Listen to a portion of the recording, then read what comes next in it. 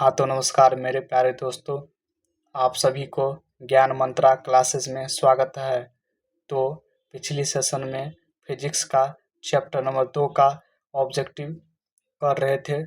उसमें 1 से लेकर 25 तक क्वेश्चन कर लिए थे। तो आज के इस वीडियो में 26 नंबर क्वेश्चन से स्टार्ट करेंगे। तो चलिए आज के इस वीडियो को स्टार्ट करते हैं। तो देखिए क्वेश्चन क्या है। क्वेश्चन है, जब एक गेंद को सीधे ऊपर की ओर हवा में फेंका जाता है तब वह h ऊंचाई तक पहुंचने के बाद वापस आ जाता है, तो गेंद द्वारा तय की गई कुल दूरी तथा विस्थापन का अनुपात क्या होगा।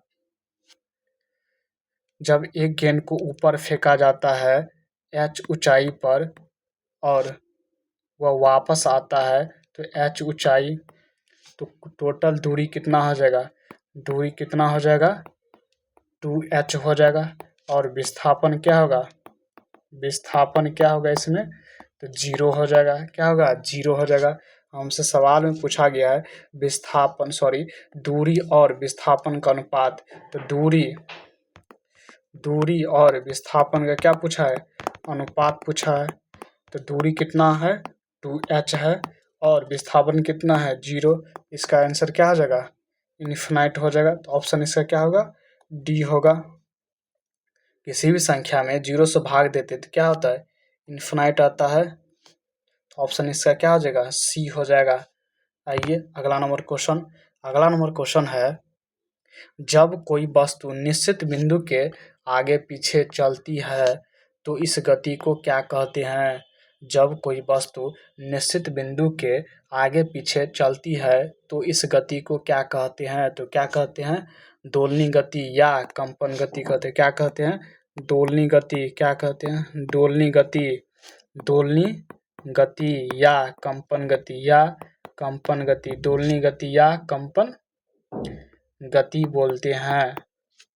आइए अगला नंबर क्वेश्चन है, क्या यह संभव है कि विस्थापन शून्य हो और तय की गई दूरी शून्य ना हो। हाँ, यह क्या है, दूरी शून्य ना हो। तो हाँ, इसका ऑप्शन क्या होगा, ये होगा। अगला नंबर क्वेश्चन है, वाहनों की चाल मापने हेतु वाहनों में कौन सा उपकरण लगे रहते हैं। तो कौन सा उपकरण लगा रहता है, तो स्पीडोमीटर। कौन लगा रहता है, स्पीडोमीटर। तो ऑप्शन क्या होगा, सी होगा। अगला नंबर क्वेश्चन है, वाहनों द्वारा तय की गई दूरी मापने के वाहनों में कौन सा उपकरण लगे रहते हैं। वाहनों द्वारा तय की गई दूरी मापने के लिए वाहनों में कौन से उपकरण लगे रहते हैं। तो कौन सा उपकरण लगे रहते हैं, ऑडोमीटर। कौन, ऑडोमीटर। आइए नेक्स्ट क्वेश्चन देखते हैं। नेक्स्ट क्वेश्चन है, त्वरण का बीमीय सूत्र क्या होता है। त्वरण किसे कहते हैं, तो वेग में परिवर्तन की दर को क्या कहते हैं, त्वरण कहते हैं। वेग बराबर क्या होता है, विस्थापन बटे समय होता है। क्या होता है, विस्थापन बटे क्या होता है, समय होता है। क्या होता है, समय होता है। क्या होता है, समय होता है। क्या होता है, समय होता है। क्या होता है, समय होता है। यहाँ पे लिखेंगे हम, ऊपर जाएगा समय, तो विस्थापन बटे क्या हो जाएगा, समय का स्क्वायर हो जाएगा। 2 बार समय है तो समय क्या होगा, स्क्वायर होगा। तो विस्थापन का ऐसा मात्रा क्या होता है, मीटर होता है। यहाँ पे त्वरण बराबर है वेग बटे समय। वेग बराबर क्या होता है, विस्थापन बटे समय। बड़ा बट्टा है तो फिर बटे में क्या होगा, समय होगा। और विस्थापन बटे समय 2 बार ऊपर जाएगा तो गुना हो जाएगा, तो समय का स्क्वायर हो जाएगा। तो मीटर, विस्थापन किस में मापते हैं, मीटर में। और समय को किस में मापते हैं, सेकेंड में। तो s स्क्वायर हो जाएगा, तो m s-2 हो जाएगा। ये क्या हुआ, मात्रक हुआ। तो m को किससे लिखते हैं, m का बीमा क्या होता है, m का बीमा एम का बीमा क्या होता है, तो एल होता है, क्या होता है, एल होता है। और समय का क्या होता है, समय का क्या होता है, t-2 हो जाएगा। इसका ऑप्शन क्या हो जाएगा, बी हो जाएगा। क्या होगा, बी होगा।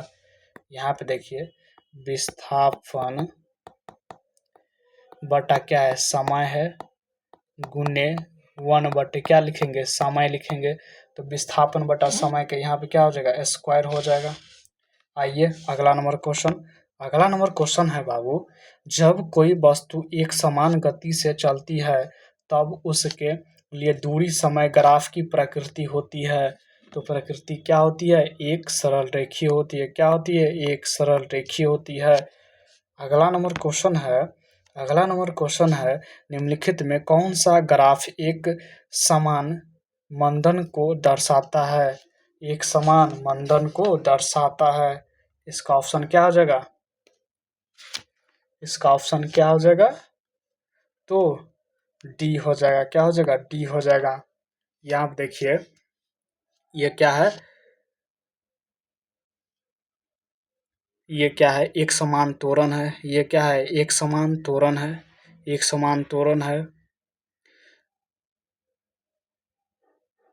इसका ऑप्शन क्या हो जाएगा, डी हो जाएगा। मंदन किसे कहते हैं, प्रति सेकेंड वेग का घटते जाना, उसे क्या कहते हैं, मंडन कहते हैं। तो यहाँ पे देखिए घटते जा रहा है, तो ये ऑप्शन क्या होगा, डी होगा। क्या होगा, डी होगा। क्या होगा, डी होगा। क्या होगा, डी होगा। आइए अगला नंबर क्वेश्चन। अगला नंबर क्वेश्चन है, समय के साथ, समय के साथ वस्तु का वेग दिखाने वाले ग्राफ को क्या कहते हैं। तो क्या कहते हैं, वेग समय का ग्राफ। क्या कहते हैं, वेग समय का ग्राफ। देखिए यहाँ पे हम कुछ ग्राफ लिखते हैं, जैसे कि पहला नंबर ग्राफ है, पहला नंबर ग्राफ है, ये क्या है, समय। नीचे में क्या लिखा जाता है, समय। यहाँ पे क्या होगा, वेग, वेग। ये पहला नंबर ग्राफ है। ये ये किसका ग्राफ है, एक समान वेग का। किसका, एक समान, किसका ग्राफ है, एक समान वेग का। किसका ग्राफ है, एक समान वेग का। दूसरा नंबर ग्राफ देखिए, दूसरा नंबर ग्राफ है, दूसरा नंबर ग्राफ है, दूसरा नंबर ग्राफ है। यहाँ पे क्या है, वेग है, यहाँ क्या है, समय है। दूसरा नंबर ग्राफ है, ये क्या है, असमान वेग का। किसका, असमान वेग का। किसका है, असमान वेग का। किसका है, असमान वेग का। किसका है, असमान वेग का। तीसरा नंबर देखिए, तीसरा नंबर देखिए, ये किसका है, यहाँ पे क्या लिखा रहता है, समय। यहाँ पे क्या होता है, वेग होता है। ये किसका है, एक समान त्वरण का। किसका है, ये क्या है, ये किसका है, एक समान त्वरण का। किसका है, एक समान, एक समान त्वरण का। किसका है, एक समान त्वरण का। अगला नंबर ग्राफ देखिए, 4 नंबर ग्राफ क्या है, क्या है, समय है। यहाँ पे क्या है, वेग है। ये क्या है, असमान त्वरण का। किसका, असमान त्वरण का। किसका है, असमान त्वरण का। किसका है, असमान त्वरण का। किसका है, असमान त्वरण का। क्या है, असमान त्वरण का। यह देखिए 5 नंबर ग्राफ क्या है, 5 नंबर ग्राफ है। यहाँ पे क्या है, समय है, यहाँ पे क्या है, वेग है। ऐसे रहेगा तो ये क्या है, एक असंभव ग्राफ है। क्या है, असंभव ग्राफ है। क्या है, असंभव ग्राफ है। क्या है, असंभव ग्राफ है। क्या है, असंभव ग्राफ है। अगला नंबर देखिए, अगला नंबर ग्राफ है, 6 नंबर ग्राफ है, 6 नंबर ग्राफ है। यहाँ पे देखिए ऐसे रहेगा, यहाँ पे क्या है, वेग है, यहाँ पे क्या है, समय है। तो एक समान मंदन का। किसका है, एक समान मंदन का। किसका है, एक समान मंदन का है। चलिए क्वेश्चन पर अब देखते हैं, क्वेश्चन क्या है। अगला नंबर क्वेश्चन है, यदि कोई वस्तु विस्थापन में है तो समय एक्स अक्ष के प्रति y प्रति दूरी y अक्ष का ग्राफ होगा।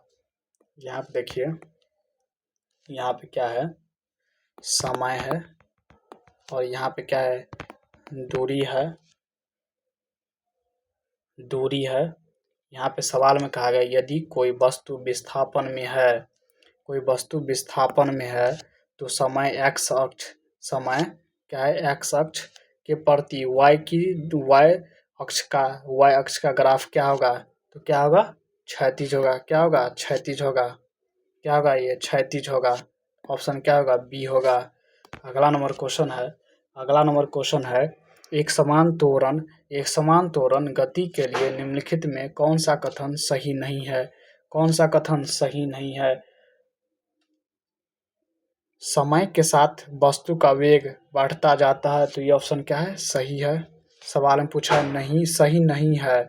मुक्त रूप से गिरने वाली वस्तु एक समान त्वरित गति का उदाहरण है, यह भी कथन क्या है, सही है। एक समान त्वरण के लिए वेग समय ग्राफ सीधी रेखा होगा, ये भी क्या है, सही है। तो ऑप्शन इसका क्या हो जाएगा, डी हो जाएगा। डी क्या है, गलत है। क्या है, गलत है। अगला नंबर क्वेश्चन है, निम्न वेग समय ग्राफ में कौन सा रेखाखंड क्रमशः त्वरित गति तथा मंदित गति को इंगित करता है। तो कौन करता है, तो ऑप्शन इसका क्या हो जाएगा, डी हो जाएगा। क्या हो जाएगा, डी हो जाएगा। यहाँ पे देखिए, ए बी क्या कर रहा है, वेग घट रहा है। ए बी का वेग क्या हो रहा है, ए बी का वेग क्या हो रहा है, वेग घट रहा है। तो ये क्या है, मंदन गति है। क्या होगा, मंदन। क्या है, मंदन गति है। क्या है, मंदन गति है। यहाँ पे देखिए, BC क्या है, BC का वेग एक समान है। क्या है, वेग एक समान है। क्या है, वेग एक समान है। तो त्वरण क्या होगा, 0 होगा। त्वरण क्या होगा, 0 होगा। यहाँ पे देखिए, CD क्या है, वेग बढ़ रहा है। क्या है, वेग बढ़ रहा है। क्या है, वेग बढ़ रहा है। तो यहाँ पे क्या होगा, त्वरित गति होगा। क्या होगा, त्वरित गति होगा। क्या होगा, त्वरित गति होगा। सवाल में क्या आ गया, त्वरित गति, तो त्वरित गति कौन होगा, CD होगा। और मंदित गति इसमें कौन है, AB। इसका ऑप्शन क्या हो जाएगा, डी हो जाएगा। अगला नंबर क्वेश्चन है, एक समान वेग से गतिशील वस्तु के संबंध में निम्न में कौन सा एक सही नहीं है। कौन सा एक सही नहीं है। तो यहाँ पे देखिए, उसकी गति एक सरल रेखीय होती है, ये कथन क्या है, सही है। उसका त्वरण शून्य होता है, ये भी कथन क्या है, सही है। और उसकी चाल समय के साथ बदलती है, तो ये कथन क्या है, इसका गलत है। क्या है, गलत है। ऑप्शन इसका क्या हो जाएगा, सी हो जाएगा। अगला नंबर क्वेश्चन है, यदि किसी वस्तु द्वारा तय की गई दूरी समय के वर्ग के अनुक्रमानुपाती होती है तो इससे निम्न निष्कर्ष निकाला जा सकता है। क्या है, दूरी समय के क्या है, अनुक्रमानुपाती है। ये कब होगा, जब ये क्या होगा, कांस्टेंट होगा। क्या होगा, ये कब क्या होगा, नियत होगा या कांस्टेंट होगा। तो इसका ऑप्शन क्या होगा, ऑप्शन क्या होगा, डी होगा। वस्तु का त्वरण नियत रहेगा, तो ऑप्शन इसका क्या होगा, डी होगा। अगला नंबर क्वेश्चन है, निम्नलिखित में कौन सा संबंध सही नहीं है। कौन सा कथन सही नहीं है। इसका ऑप्शन क्या हो जाएगा, सी हो जाएगा। क्या हो जाएगा, सी हो जाएगा। यहाँ पे देखिए, v बराबर क्या होता है, u प्लस AT होता है, तो ये कथन की ये क्या है, सही है। s बराबर क्या होता है, UT plus half AT square, तो ये भी क्या है, सही है। यहाँ पे देखिए, v स्क्वायर बराबर क्या होता है, u square plus 2as, v square minus u square लिख सकते हैं, बराबर 2as होगा। ये भी क्या है, गलत है, सॉरी सही है। इसका आंसर क्या हो जाएगा, सी हो जाएगा। क्या हो जाएगा, सी हो जाएगा। क्या होगा, सी हो जाएगा। आइए अगला नंबर क्वेश्चन है, यू चाल से सरल रेखीय मार्ग पर गतिशील वस्तु द्वारा t समय में तय की गई दूरी s बराबर ut है, तो कार में क्या है, एक समान वेग है। क्या है, एक समान वेग है। ऑप्शन क्या होगा, ए होगा। अगला नंबर क्वेश्चन है, निम्नलिखित में कौन एक त्वरण का मात्रक नहीं है? तो क्या होगा? किलोमीटर प्रति घंटा। तो ऑप्शन इसका क्या होगा? सी होगा। अगला नंबर क्वेश्चन है, किसी कण का वेग समरूप कहा जाता है जब वेग का परिमाण तथा दिशा दोनों क्या होता है? नियत होता है। तो ऑप्शन इसका क्या होगा? सी हो जाएगा। क्या हो जाएगा? सी हो जाएगा। क्या होगा? सी होगा। अगला नंबर क्वेश्चन आइए। अगला नंबर क्वेश्चन है, किसी वस्तु का वेग परिवर्तित किया जा सकता है। किसी वस्तु का वेग परिवर्तित किया जा सकता है। तो वस्तु के चाल बदल करके, वस्तु का चाल बदल कर और वस्तु का चाल नियत रखकर दिशा बदल करके करके इसका ऑप्शन क्या हो जाएगा? सी हो जाएगा। किसी वस्तु का वेग परिवर्तित किया जा सकता है वस्तु का चाल बदल करके, वस्तु का चाल नियत रख कर दिशा बदल करके। तो ऑप्शन इसका क्या हो जाएगा? सी हो जाएगा। आइए अगला नंबर क्वेश्चन है, वह भौतिक कारक जो किसी वस्तु के प्रारंभिक स्थिति को बदल देता है या बदलने का प्रयास करता है उसे क्या कहते हैं? तो क्या कहते हैं? बल कहते हैं। क्या कहते हैं? बल कहते हैं। अगला नंबर क्वेश्चन है, प्राकृतिक में यहाँ पे मिस्टेक है लगता है। प्राकृतिक में, एक मिनट रुकिए। प्राकृतिक में व्यापक, यहाँ पे क्या है? क होगा, व्यापक है। प्राकृतिक में व्यापक मूल बलों को कितने श्रेणियों में बांटा गया है? तो कितने श्रेणियों में बांटा गया है? 4 श्रेणियों में बांटा गया है। कितने? 4 श्रेणियों में बांटा गया है। आइए अगला नंबर क्वेश्चन है, प्राकृतिक में मौजूद कौन सा मूल बल सबसे कम शक्तिशाली है? तो कौन है? गुरुत्वाकर्षण बल। कौन है? गुरुत्वाकर्षण बल। अगला नंबर क्वेश्चन है, परमाणु के भीतर प्रोटॉन तथा इलेक्ट्रॉन के बीच लगने वाले बलों की प्रकृति होती है। तो क्या होती है? गुरुत्वीय तथा विद्युत चुंबकीय दोनों। तो ऑप्शन इसका क्या हो जाएगा? डी हो जाएगा। अगला नंबर क्वेश्चन है, प्रकृति का सबसे मजबूत मूल बल की श्रेणी है। तो क्या होगा? नाभिकीय बल सबसे मजबूत बल होता है। अगला नंबर क्वेश्चन है, किसी परमाणु के नाभिक के अंदर 2 प्रोटॉन के बीच लगने वाले बल की प्रकृति होती है। तो क्या होती है? गुरुत्वीय बल, नाभिकीय और विद्युत चुंबकीय। तो ऑप्शन इसका क्या हो जाएगा? डी हो जाएगा। तो आज के लिए इतना ही। अगली सेशन में हम 51 नंबर से क्वेश्चन करेंगे। 50 तक कर लिए, अगली सेशन में 51 नंबर से क्वेश्चन करेंगे। तो आज के लिए इतना ही। जय हिंद।